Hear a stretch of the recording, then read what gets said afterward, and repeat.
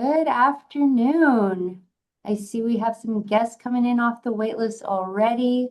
Thank you so much for spending your lunch hour with us today.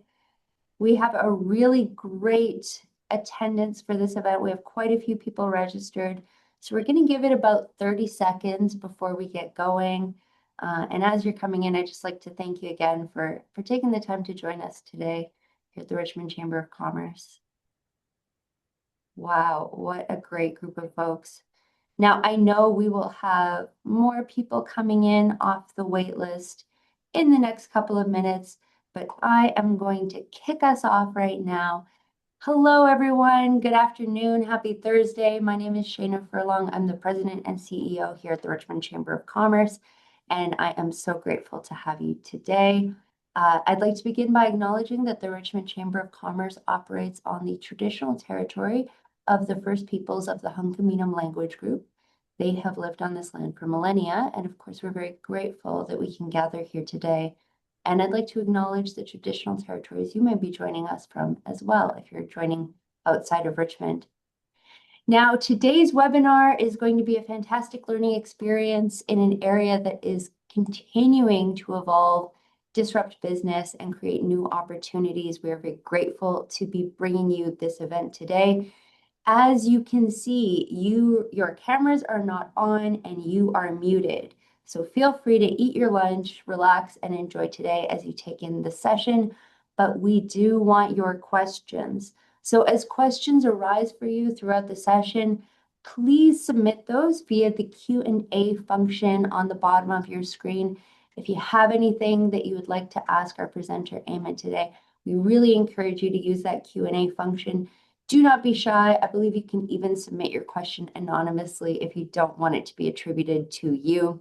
If you're having any problems with technical issues today, feel free to reach out on the chat. If your audio drops out, if something's not displaying correctly, please let us know through the chat. But with housekeeping out of the way, without any further ado, it is my absolute pleasure to introduce our presenter today, Aiman El-Ramly. He is the CEO and co-founder or founder of OmniGTM.ai and the CEO of the Aiman El-Ramly Promotional Group. He is a technology executive and strategist with over 30 years of leadership experience in SaaS, AI, and digital transformation. As the CEO and founder of AEPG and OmniGTM.ai, he leads the development of next-generation glass box AI systems that unify go-to-market operations through transparent intelligence. You may know him previously as executive and board director at ZEMA Global, where he led FTV Capital's growth investment and guided acquisitions, including Morningstar's Commodity Data and Sequant.io, representing a combined deal value exceeding $200 million. We are so grateful to have a recognized thought leader like Aiman joining us today to present. And please join me in giving him a very warm welcome from your own computers. Thank you, Shayna. Very happy to be here. Very happy to be with all of you today. Thank you for joining. And you know, it's the 100th anniversary of Richmond Chamber of Commerce, so I'm doubly happy to be here. Today we're going to talk about AI, the good, the bad, the ugly per se. And I want to give an introduction to myself because I think context is important. So who is Aiman? Well, as Shayna noted, I've been around for a long time. You know, so more than half my life I've been working a long time in the global energy complex, in commodities, in SaaS. We talked about ZEMA Global Data, which was ZE Power Group. We have an engineering company also that's doing great. It was at the award ceremony. Maybe I saw you there. Currently, we're developing high-performance GTM decision systems for complex B2B industries, you know, around global sales, around leadership and selling. I am the founder of Aiman El-Ramly Promotional Group, and that's the venture studio where we're building OmniGTM.ai and Nexon.ai.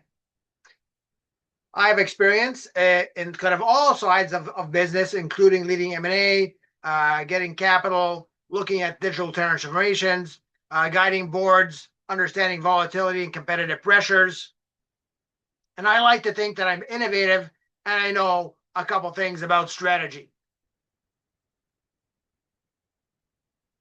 So what's important, I think, when we're talking about AI today is it seems very new, it seems very transformative, but it's not the first time that we have big transformative events. And I think we should recognize that we're in a continuous evolution of technology. I'm old enough to have had a Commodore 64, old enough to have had an Apple Lisa, of course, then we get newer and newer technologies. So if you look across this landscape, we see that computing power over time is exploding. The capability in your computer, in your tech deck is exploding. Our abilities keep on expanding all through time. And, I have also been expanding myself through time and running many ventures, which I think is a lot of fun, as does Martin here. So let's talk about the foundations of modern computing. And really, the first wave starts a long time ago in the 1940s with electronic computing. We proceed into the 50s, we have transistors, microprocessors, we continue on to the 60s, mainframes, and kind of the earliest enterprise systems. Then we get network and ARPANET. We get mainstream personal computers in the 80s. That was kind of my coming to age of computing. And all through the time, my dad, great guy, made sure that we had the latest technologies. And everywhere I went and kind of in my business life, had access to the best. 1990s, we see email being popularized. Then we kind of get into the internet, the cloud, the mobile time of kind of the second wave of transformation, 1990s to the 2010s. And again, we have the World Wide Web, probably one of the largest transformational events ever. And we have to ask ourselves at every time, is this more transformational or is this more transformational? Did the World Wide Web reduce my work and my requirements, or did it increase the expectations on me? No different than search engine. Did Google make our life easier and better and faster? Or did the access to all that data that Google has or Yahoo has actually make our requirements, our need for diligence greater? We have machine learning actually coming out in the 1990s, formalized. It actually started 20, 30 years before that. Then we have deep learning, kind of the predecessor to ML, to AI. That was supposed to be super transformative, but actually it was very hard to implement. We have big data ecosystems, neural learning, the evolution from deep learning. Again, earlier machine learning, kind of the accessible machine learning, as opposed to kind of the earlier theoretical. And then we're now kind of into the third wave. Today, tomorrow, into the future. Deep learning and transformers, generative models, edge computing, autonomous decision systems, quantum computing emerging, and then the whole AI governance and explainability. For sure, the way that we are perceiving the future right now is not actually how the future is going to come out. We should also look at digital transformation from a perspective of the market. What are we seeing in the market as we're getting all these capabilities? Because sometimes we run way ahead of ourselves. We had the Great Depression. It was a bad time for lots of people for 10 years. And then out of the Great Depression, we had the Roosevelt Plan, and the U.S. is transformed, and they become a massive power in the world. Bad? Good. We had the OPEC oil crisis. And that was, again, a big trouble. Everybody had to rethink. And that's really where we get the rise of renewable energy and the transformation that we're seeing now called electrification or greening. We have the Asian financial crisis. Hard time for the 90s. And then they come out of that way different. And we always talk now, the West versus the East. Who is the predominant power? Maybe it's China now. Maybe the 1990s was good for them. All of us are aware of because we're probably young enough or old enough for the 2000.com bust. And we should remember that with the internet, with the rapid access to kind of the technology, the speed, the data, people thought that building businesses were going to be super easy. Most of the businesses that started in the .com actually busted. I think the same is going to happen in the AI age. We have all this technology, which we think is transformative, which we think is going to give us unlimited capability. But no, it's also going to create enormous competition, and you're going to have to be better than everybody else. 2008, we had the global financial crisis, banking, mortgages, everything kind of on the edge. Did we come out stronger from 2008? I'm not 100% sure that we have. See this guy? He looks so sad and scared. And then we have 2020 COVID, the economic shocks. And again, we haven't recovered. Are you watching me today from your home? Are you watching me today from a coffee shop? Are you actually working at your office? Hard to say, but we haven't come out of COVID. AI might take us some way out into kind of some sort of, renaissance of the economy, or we might stick in a bad area for a while. At least we're not wearing masks anymore. So what do all these crises prove?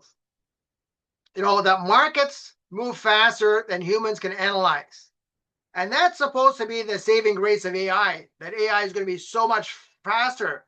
But no, we have to have a human in the loop. We have to have, our hands on the control panel, on the steering wheel, or things could go rapidly out of control for us. Poor intelligence equals poor strategy. And really, we see that at every crisis, at actually every technological advancement. We have to be very careful how we perceive things and how we perceive the future. And always volatility. And I think AI injects a massive volatility into the market right now. The hype, the expectation, the valuations. It also exposes kind of weaknesses in the way that we make decisions. Just for context, in the last 25 years, despite all the technology that we have available to us, all the advancement, all the intelligence, we are seeing massive bankruptcies. And we're going to have the same thing happen coming out of this AI boom. Lots of people are going to overinvest, or they're going to invest not in a way that's smart. They're going to have leaky AI. They're going to expose their corporations. They're maybe not going to be getting out of that. You are never too big or too old to fail. So all this kind of introduction here is just caution. When we're going to use AI, and we have to use AI, it's not a choice. It's going to be the standard. We have to be very careful in the way that we implement it and the way that we think about it. So what is AI, right? I think it's scary, like this Cheshire cat, right? It's full of hallucination for sure. And it's not ChatGPT. If you think that because you're using ChatGPT, you're AI empowered, no. ChatGPT is kind of like a single string. You ask a question, you get an answer that's probably tailored for you, right? It has huge value. Everybody has access to it, but it's not AI. And actually, at this moment, another word of caution, at this moment, super users of ChatGPT cost the company probably twice what they're paying. So a business account is $200 US per month.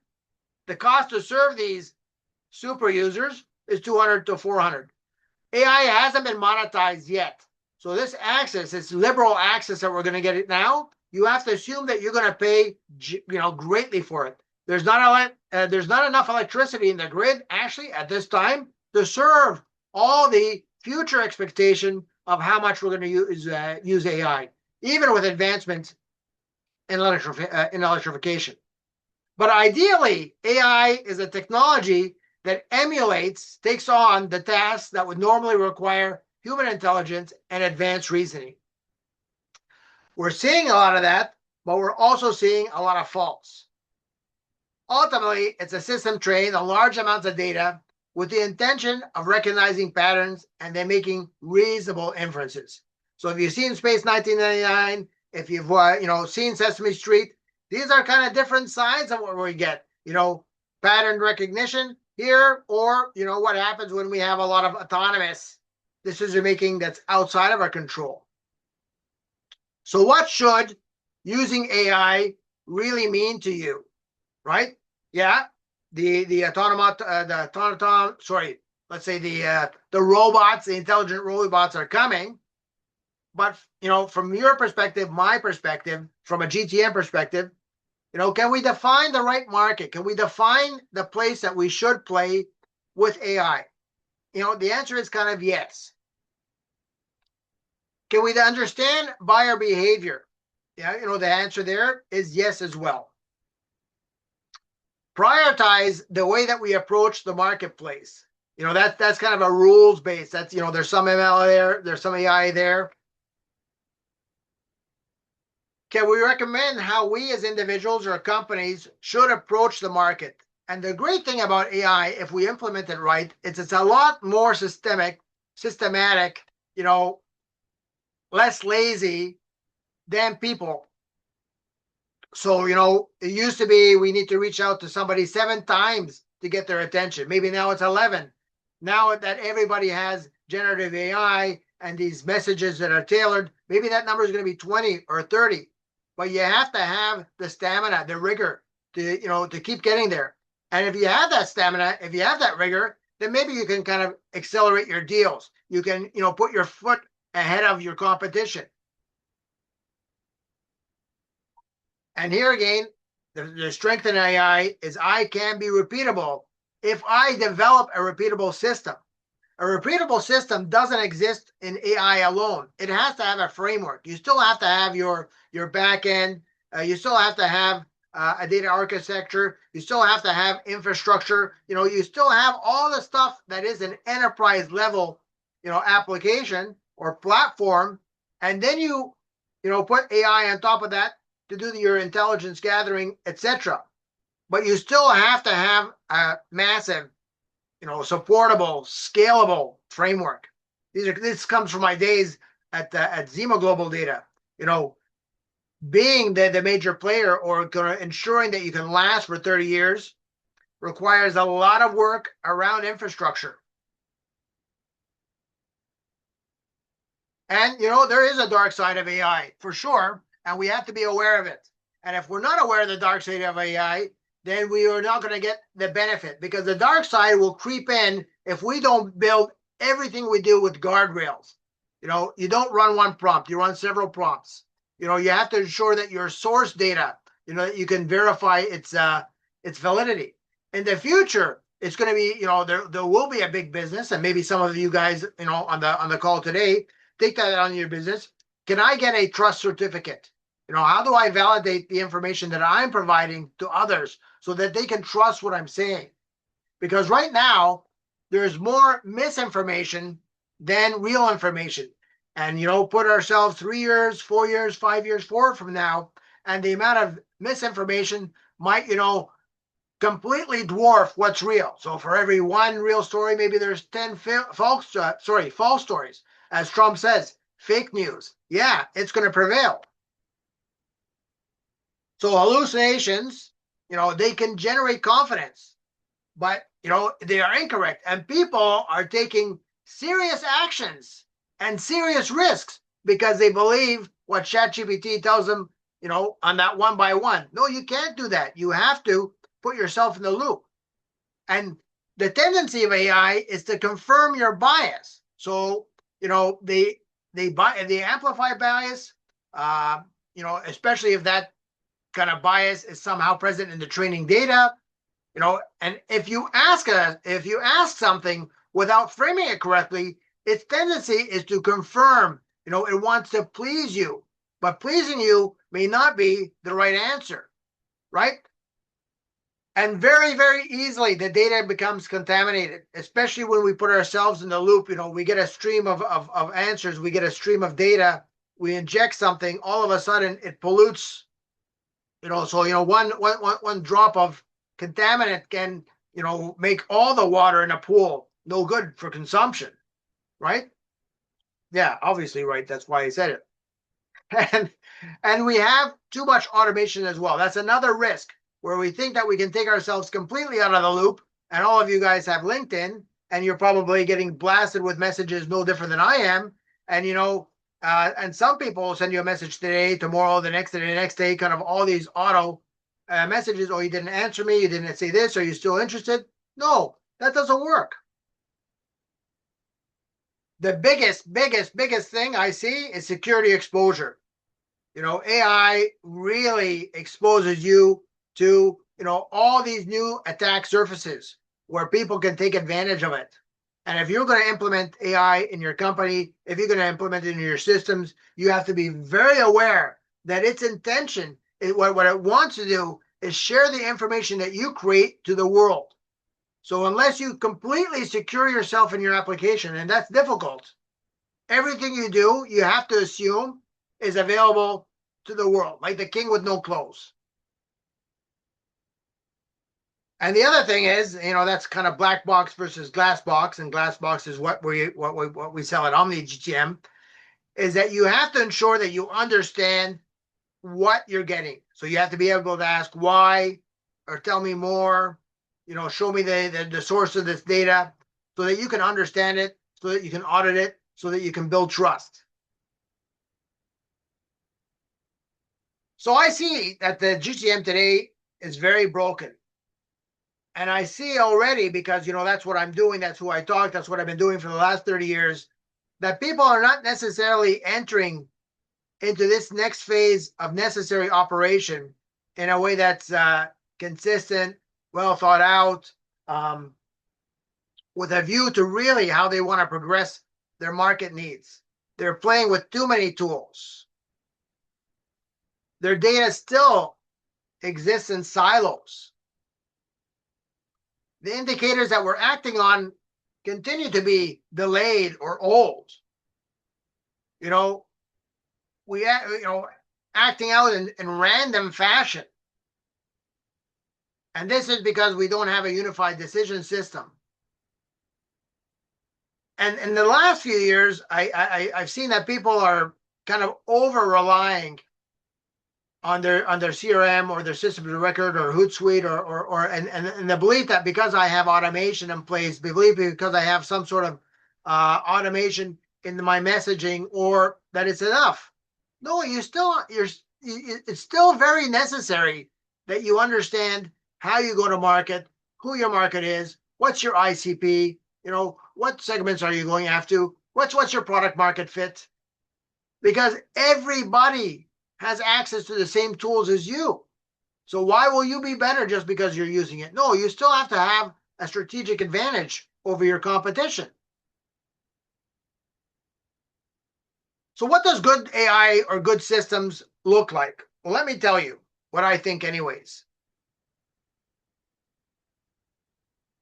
We have to have market intelligence at scale.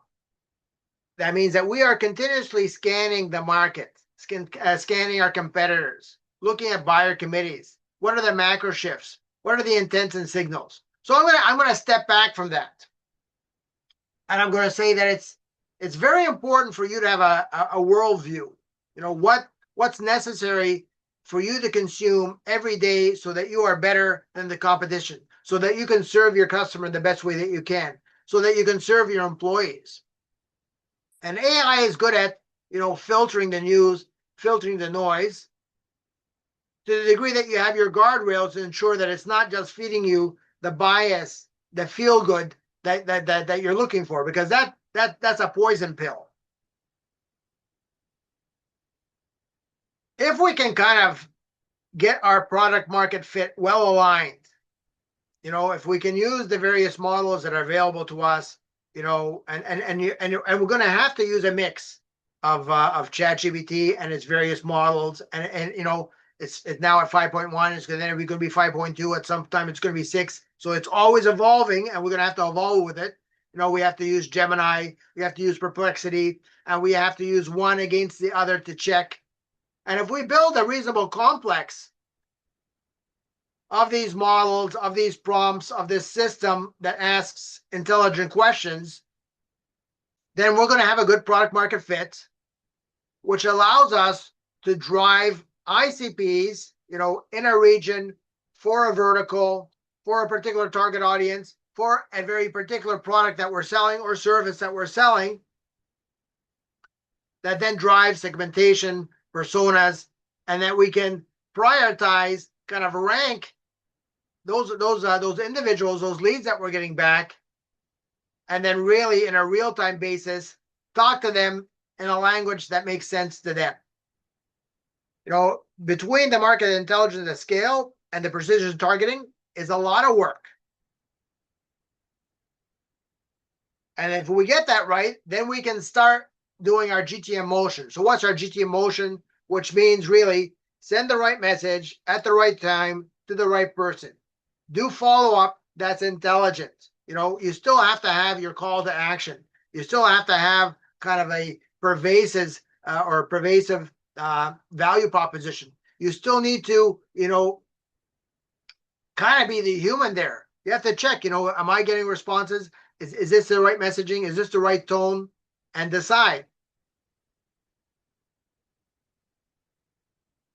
The natural thing that we want, you want, we all want, is if our GTM motion is working, then our deal flow should accelerate, right? We should be able also to identify risks in our pipelines, competitive risks, or also risks as we kind of engage in customer success, because we can manage the customers we have just as well as the customers we want to have. And again, AI, ML within a system, within a framework, can be very good to recognize patterns in, what type of language suggests that we are winning. Conversely, what kind of language suggests that we are losing our opportunity, and kind of where do we think that we rank against the competition? Because if you're selling things of high value, critical systems, critical thought, you're always going to be up against competition. And again, I'm going to stress, in this time of where we are, all the technologies is available to everybody. The question is, can you make the best use of it? So the natural progression then is I have good content, I have kind of enablement of optimization, and all these things are happening in an automated way, but still with the human in the loop. So my proposals, my messaging, my playbooks, all those things tuned to the buyer context and to the things that we've been learning over time. So as really what I'm saying, that every action feeds back into the system, or should feed back into the system. We should always be improving our models. Some of that improvement can be automatic because ML kind of learning. Some of that we're going to have to go in and physically change the models. And this is a dynamic process. Our system will not sit still, especially because, as I've said before, the amount of information that's in the marketplace is going to grow enormously, just as it's been doing for the last 30 years.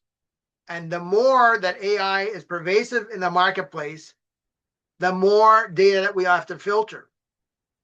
So the processes, even though they're quite, intensive now, will be more intensive later. You have to imagine that we're going to live in a world where AI credits are monetized. We're seeing that a little bit now, but it's going to explode. So don't imagine that the prices that we're paying for our systems now will be the same prices later. Efficiency in our thinking, efficiency in our use of AI is going to be so important for kind of your profitability, your sustainability, your ability to afford the future use of AI. It's not going to be cheap. I'll tell you that now.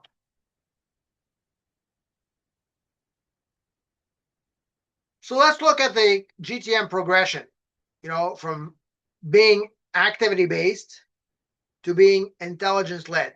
Quite a difference. And, in my past life, we used to always think that activity meant that you were doing something. Oh, I went to this conference. Oh, I went to this meetup. Oh, I sent these emails. Oh, I did this. I did. It doesn't matter if you don't close the sale. And my father, I worked with my father for many, many years, always used to tell me that activity doesn't mean positivity. Activity is not equal to productivity or profitability. And this is again where I hope that AI will help all of us to kind of move from just kind of blind activity to the intelligence led. Again, assuming we have the guardrails, we're asking the right questions, we have the right prompts, and it's built in a system. So the world still lies in this kind of GTM 1.0, activity-driven activities or activity-driven, motions where we have fragmented sales.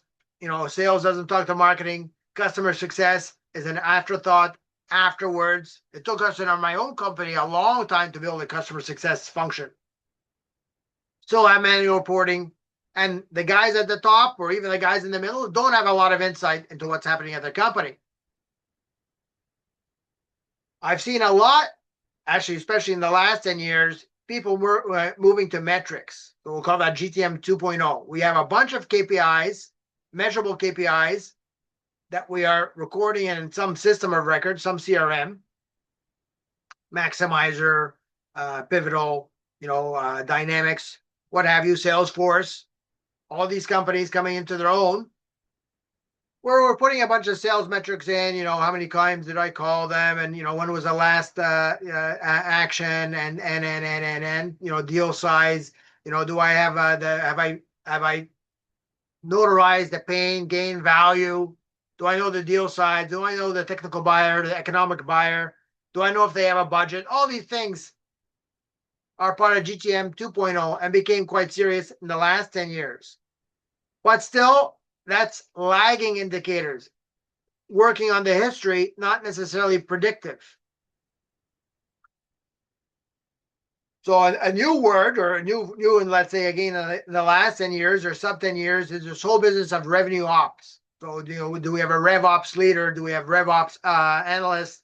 Which is really trying to look at how does revenue progress across my pipeline, my deal flow, and the way that I communicate to the market what I have available now, what I can build for them in the future.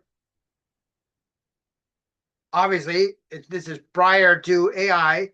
The interpretations are still done by humans, which is not a problem. I don't see a problem with that. And where we kind of are now, some people anyways, is GTM 4.0, which is kind of AI supported analysis of our pipeline, of our opportunity, of the market, of the future. Hopefully getting real-time signals, hopefully working, again, ML, pattern detection, recommending our plays, automating, things that are easy to automate, kind of making it easy for marketing, whether the SDRs, the BDRs, to communicate with the sales, whether that's salespeople or rev ops or whatnot. And then these people are able to talk to kind of our onboarding team, our customer success. And I see some good motion in this area where we're connecting our operating offices across our GTM motion. And this is where I am able to go. That's what, certainly spending a lot of time and effort in this, is the 5.0, which is really a framework that is AI native. So not an AI wrapper around something that used to exist, but a system that's built in advance, knowing that we're going to leverage AI to gather strategic information for the market, intelligence, that we're going to work very hard to use AI to segment, prioritize, execute, unify our views. So again, when I'm building OmniGTM, for example, I look back at my old life, selling expensive, high value, critical systems within a niche market. The buyer profile, the ICP, should be fairly discoverable. And when we go after that ICP, we're going to go after that with real intention. I'm going to focus on a region. I'm going to focus on a vertical. I'm going to focus on somebody in the front, mid, back office or in operations. I'm going to understand that it's a complex sale, that there's going to be many players in it. Again, players from all those offices, players from procurement. The CFO might be involved, depending on the size of the company or the size of the sale. Might go up to the CEO. We have to understand that, and our market motion, our GTM motion, AI Advanced can tailor responses or requests, messaging to all these people across the buying cycle in an intelligent way. And we should be able to decide fairly autonomously, should I send them a WhatsApp? Should I send them a text? Should I send them an email? Should I send them a LinkedIn? How do I change that motion over time?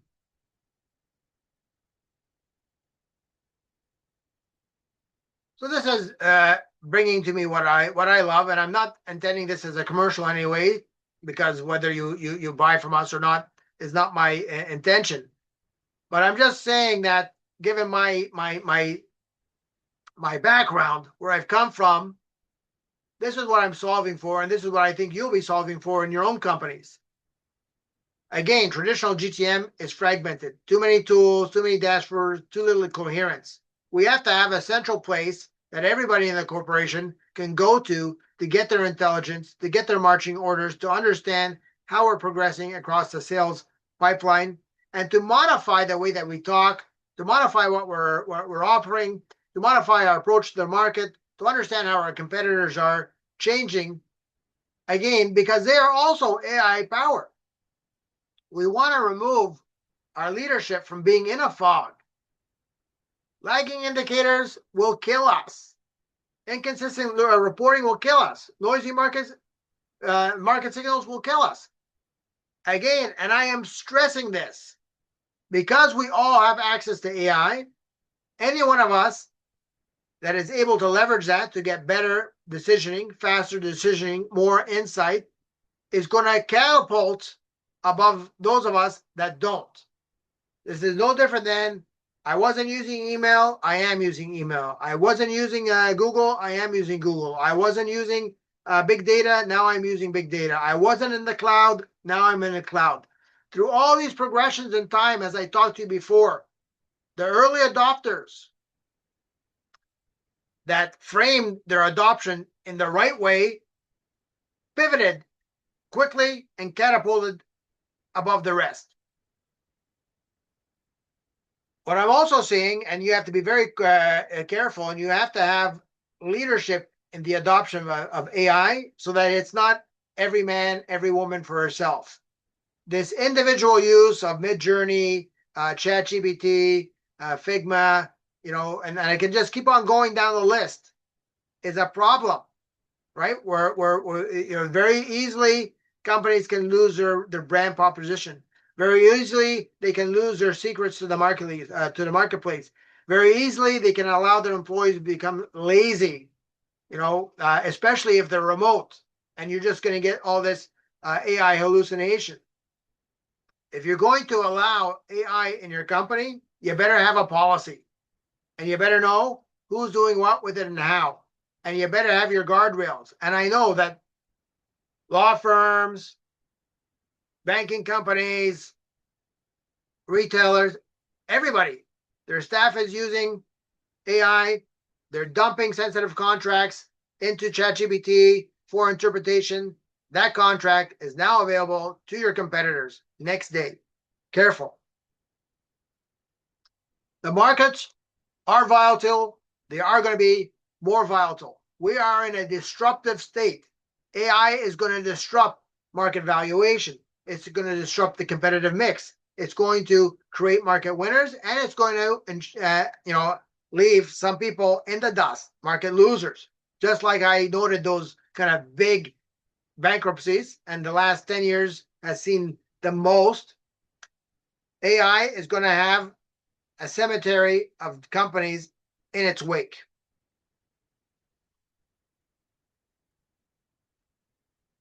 Again, I'm telling you, move fast, move smart, but have a champion in place.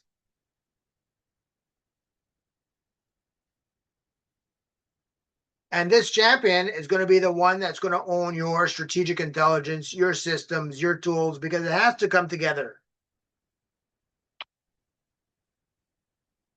Just for kicks, I'm going to tell you about my other platform in case you're in the energy, the energy landscape. So an AI native platform for modern trading enterprises. Market powered intelligence for energy and resources. Global ingestion of a structured and unstructured data. Converting noise into trusted contextual insights. Decision assurance for high stakes markets. And I just put this in place here, talking about energy and trading commodities. But every company is unique in what it needs. And the person that's going to provide you services, not necessarily in the go-to-market motion, but in any motion, is going to have to understand what you do, is going to understand how your workflow, where you exist in the supply chain, what's important to you. And if you can't build it yourself, don't just go to the shop that was opened up last night. Don't just go to the kind of big consulting group and expect them to do that, right? Your business is important to you. And I'm here talking to you today because I think AI is going to be one of the most disruptive elements that we've seen in many years. Just as disruptive as the World Wide Web, just as disruptive as the cloud, and we see companies like Amazon, companies like Uber, companies like Walmart, which have transitioned to being online, and how each kind of innovation in the marketplace brings new superstars. And these innovations also kill companies. Hudson Bay couldn't survive. Sears couldn't survive. Eaton's couldn't survive. The big kind of three retailers. The banks don't necessarily survive. The car dealerships don't necessarily. Everybody doesn't necessarily survive. So don't think that you're going to be necessarily different. Again, my stress is that you think of AI as the next layer that you must be involved in, and you do that with a way that's careful. So this is a commercial. If you're weathering the storm alone, we have the troops to help you. Hey, I'm Aiman El-Ramly. You can call me. You can send me an email. You can go to our website, and we'd be very happy to help you. That's what I have, Shayna. Thank you so much, Aiman. That was a really informative presentation. Don't let George Lucas see that last slide. That was a lot of really great information. I just want to remind everyone, and I see there's a couple of hands raised. We're asking for questions via the Q&A function. So please just pop them in there, and we'll be doing a facilitation of our Q&A right now. Now, Aiman, maybe I'll kick things off with a question that I had. What are the biggest mistakes you're seeing companies make right now with AI? I think the biggest mistake that companies are, I'm going to say two mistakes. I'm going to answer two ways. Okay. The first mistake is they don't understand how much IP they're losing every day. So if your employees are using their personal chat GPT, if they're not using the highest level of gating in their use of actually any of the AI platforms, you could just assume that everything that you're creating, all your IP, is lost to the marketplace. That's mistake number one. Mistake number two is that just because I got an answer from some sort of agent, I trust it. No, right? It's going to be 85% correct, 15% wrong, and that 15% is a killer, especially if it's around numbers. Especially, especially around numbers, because the numbers, they're going to drop something. They're going to drop a category. Some sort of math is going to be done wrong. So a multiplication, it's going to make an assumption around a rate or something. It'll be wrong. it'll give you this beautiful spreadsheet that you think is good to go, and it's not. It's not good to go. You're so right. I really appreciate that. And it's funny, as an example, we were doing an event, I'm not going to say which venue with, but looking at a banquet menu, and a few dishes were marked as vegan. And we went back to the banquet team and said, you know, yogurt is dairy, right? Is this alternate dairy? Oh, no, that's dairy. Well, it's marked as vegan, right? And it really did feel that AI had a hand in writing the menu. Maybe not coming up with it, but at least writing it down, because that sort of hallucination is something that humans don't really do.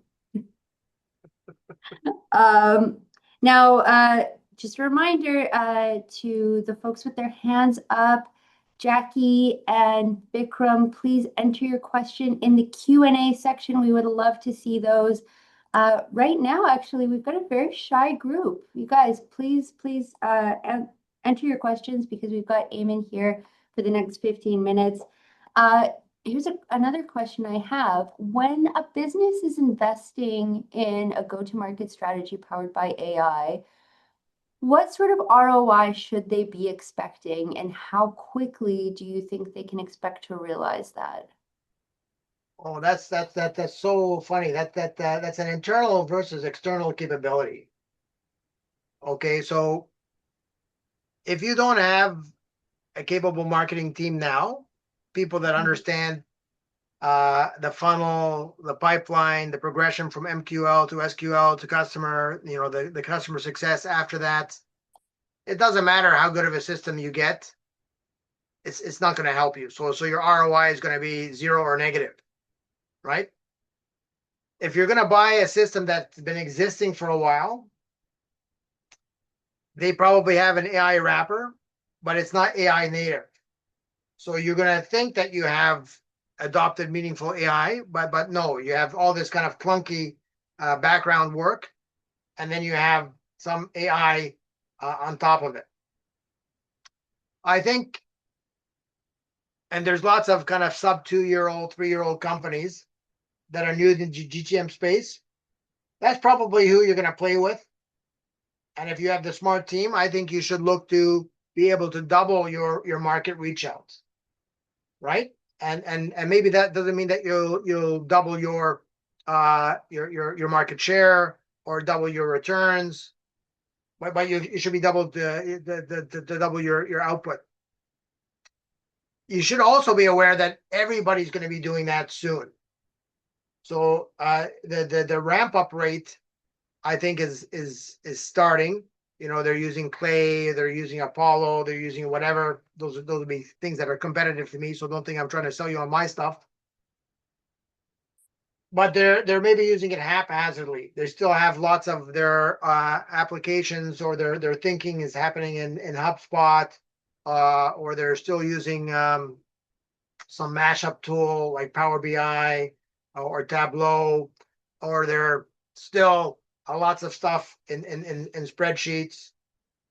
So you need to see whether it serves every part of your want. And what most systems aren't doing right now is the front end, which is your strategic fit. So they're still leaving that to you. If you can get a system that is going to do some A/B testing for you, is going to kind of help you determine whether you're approaching the market the right way, and then you start your GTM motion, then your returns will be higher. That's really good insight. Thank you.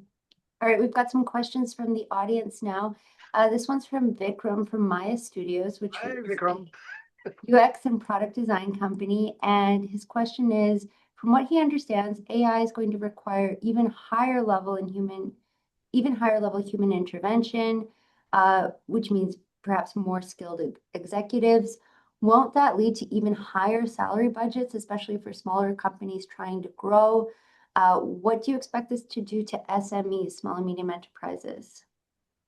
Yeah, you're 100% right. So lots of people are getting AI right now. They're applying it to the simplest, easiest things to do.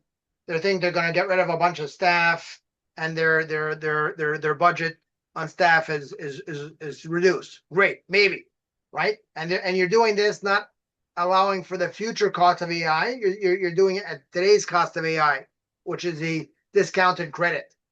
But no, I think our work, just like what happened when we got email, just like what we happened when we got the World Wide Web, just like what happened at, and I saw that at my old company, data is going to proliferate. So our work expectations are going to balloon. We just haven't seen that yet. So, our I see the next major industry is the, you know, going through the massive amount of hallucinations and finding what's real. So kind of data filtering will be a real job, which may or may not happen via the AI, right? You're right. Human in the loop is going to be everywhere, and it's just going to be harder to do a job. It's not easier because of the volume issue. Thanks, Aiman. And thank you for the question, Vikram. This question is from Belaine. You spoke about the new costs coming up with AI efficiency. What about if AI costs will lower in the cost of building and executing? How do you foresee tools surviving or standing out to competitors, and how tools should invest in distribution? Maybe I don't understand all the question, but I'll take a stab at it, and I'll say it's going to be hard to answer you affirmatively because I don't believe the costs are going to go down. I think the software currently are discounted to gain market share. I think, and I know that ChatGPT and all those providers of AI tools are doing so at a loss, right? Electricity, the power to kind of power these large data infrastructures is also still subsidized. It's not being charged at the real cost. So what's happening in some regions is they won't allow data centers to be introduced in their community because they won't give them access to the cheap power. So what's happening, and we're seeing that already, people are buying vast swaths of land. They're going to build their massive data centers, and they're going to have to self-power. And they're not going to self-power necessarily from the cheapest sources. Sure, they're going to have maybe more efficient compute, and they're going to have this or they're going to have that. But the efficiency in the compute is not going to increase at the rate of usage. So AI usage is going to expand much faster than any improvement in technology. So yeah, we're going to have to build as efficient as we can. We're going to have to build in a way that uses the least credits, which means that, again, we can't allow the AI to run on its own. We're going to have to do all this building within a very tight framework. Part of that will be AI. Part of that is going to be kind of traditional software systems. Thank you. That's really interesting. And Belaine, please type back if there was an element to that question you wanted to clarify to a higher degree. All right, another good question from Vikram. Isn't AI just another addition to the tool chain with extra business outlay with an uncertain ROI? Bit of a leading question there, Vikram. Yeah, the answer, I'm just going to say yes. Except there's so much money being invested in it, just like there was so much money invested when Yahoo and Google and all those guys came about, that it has a bigger impact, right? It's so available, and there's so little oversight. Actually, there's almost no oversight on AI. So the governments are closing their eyes, and whatever these big codes do, the big codes do, and maybe they can't exercise oversight anyway because they're all global corps, right? They're nation states or company states. So yeah, it's going to be a problem, Vikram. You're right. I'm going to go back to your previous question. So when we started at Zeti Power Group, which became Zima Global Data, settlement prices were offered once a day, right? And there was only very few hubs in North America for trading, let's say, power, right? You progress a few years from that, and the ISOs opened up, and now we had hourly prices.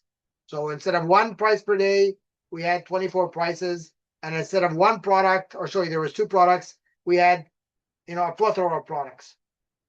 And then these exchanges went to 5 minutes, and they increased the number of products and they increased the number of locations. And then they went sub 1 minute, and then they went a sub second. And every time they go these kind of subs, they're actually adding more locations. So you can imagine that every substation, every second or sub-second has a price for the power associated with it. And then there's a price associated with taking the power from that location to another location. But you just do the math, right? We went from one, right? Once every day to 24 times a day to, right? Call it 600 times a day to, so that kind of exponential chain is the same thing that's going to happen in AI, which is we're just going to keep calling and calling and calling and calling and calling, and we're going to call more things and more things and more things because we are basically putting an AI agent on every small aspect of our tasks. And every time we imagine another task, we add another agent. And we think that's free right now because we're not getting charged the credits. But we will get to charge the credit soon. And then we're going to create classes. The people that can afford AI, and they're going to move in one direction. And the people that can't actually afford it anymore because it's a credit based, and they're going to move in a different direction. Thank you so much, Aiman. As you all know, we like to start our meetings on time and end our meetings on time. This has been a very interesting, engaging session. If you had to step away for a moment at any point, we are going to be posting the video recording of this online on our webinar library for members to access following the event. And I'm just going to give a little bit of a plug for some policy we worked on here at the Richmond Chamber of Commerce. This was a policy we wrote in 2024 called Investing in Intelligence, Powering Productivity Through AI. We wrote that here in Richmond based on the input of our members, and it was adopted by all of our colleagues at Chambers of Commerce and Boards of Trade throughout the province. It's now in the BC Chamber of Commerce's books. And really, we wrote this because we see AI as transformational for business as the personal computer was. And really, if small and medium enterprises in BC are not adopting and embracing AI, unfortunately, we run the risk of being left behind in the global marketplace. So thank you so much, Aiman. Thank you all for joining us today. I'm going to give another quick plug for some of our other upcoming events we have at the Richmond Chamber of Commerce. It is a holiday season and a busy season for us. Our next events on December 2nd, we are doing a Tax and Accounting Insights for 2025 seminar and workshop that is CPD credit eligible. We're hosting that with Doan Grant Thornton in person on December 2nd in the afternoon. We also have a Toastmasters Club that meets weekly Wednesdays in our office building. We'd love for you to join us as a guest, improve your own communication skills, even those that aren't powered by AI, because those are more important than ever. Please join us any Wednesday at noon. Details are on our website. And December 3rd, we have a holiday celebration hosted by Herbaland Naturals. It is also a fundraiser for the Richmond Food Bank. We hope to see you next Wednesday evening. And our final event of the year, our Women in Leadership Lunch Series, December 11th at Quilchena Golf and Country Club. A great way to sit down with a group of women to challenge yourself, to continue to grow, and to continue to forge connections. And with that, I'm going to give my final thanks to Aiman, my final thanks to all of you, and I hope we can welcome you back for another webinar in the future, Aiman. Sure. Thank you so much. See everybody. Bye-bye. Bye.